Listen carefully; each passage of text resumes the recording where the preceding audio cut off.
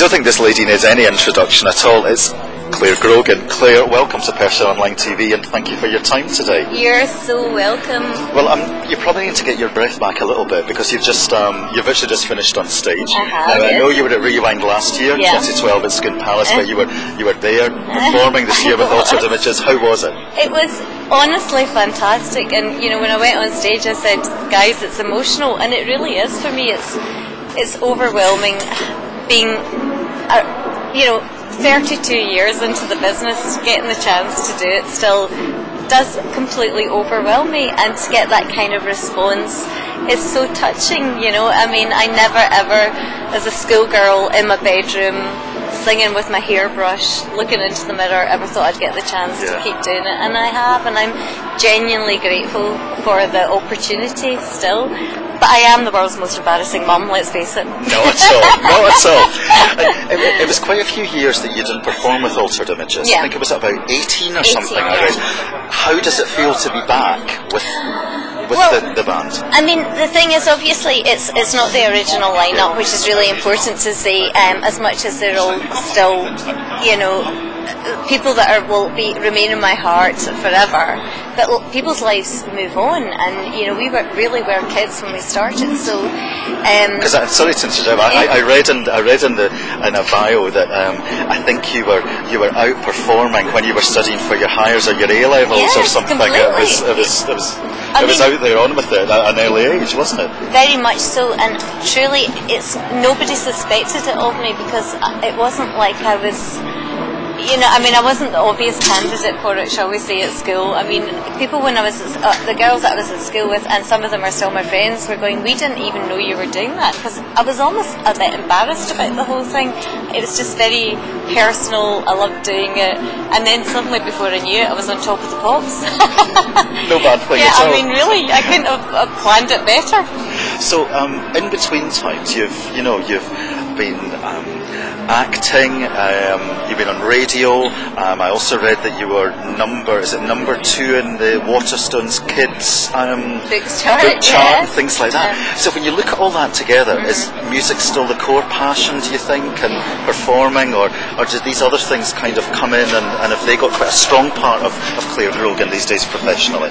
I think that, when I was very young, I realised that to keep going and to keep moving, and it was being allowed the opportunity to do different things, and sometimes I think it might have watered down a little bit of what I've done, but for me it's kept me working. And I think that there's been points in my life where I couldn't have chosen which one to really concentrate on, and as I say, I might have suffered as a result of that, because I just really like the opportunity to do it all.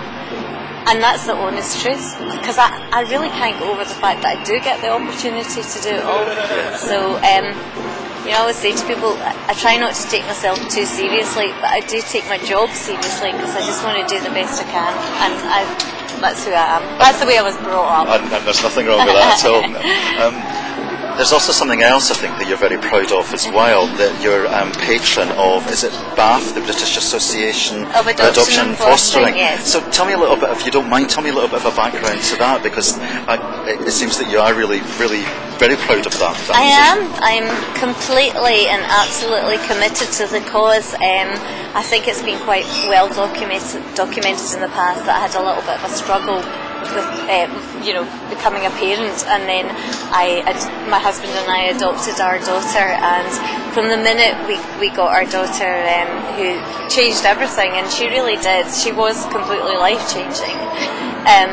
The British Association of Adoption and Fostering contacted me and they said, "We so need someone to talk positively about British adoption, and it's quite hard to get anyone to do it." And I'm genuinely quite a personal person.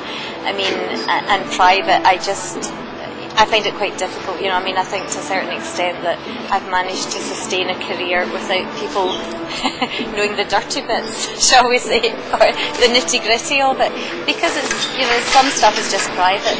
But I was just so overwhelmed, and just, you become a bit evangelistic about becoming a mum. You just do, no matter what your journey is and how you do it and how you achieve it, you just feel evangelistic. So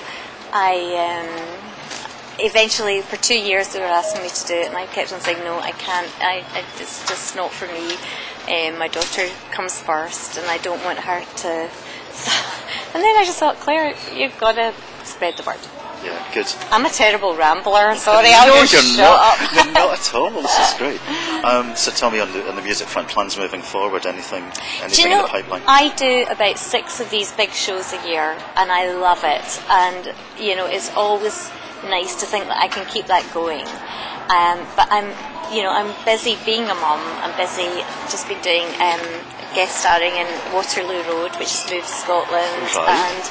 and there's just always something else on the go. It's always a busy Clare Grogan. Yeah, which is fantastic. You know, I mean, I just can't believe that it is still going the way it is, and I'm so genuinely grateful. Well, I was in the VIP area just before we came through here, and certainly the crowd here at Skin Palace today absolutely loved you, and I did as well. You. So thank you so much for your time. You're so welcome. I loved it. Thanks.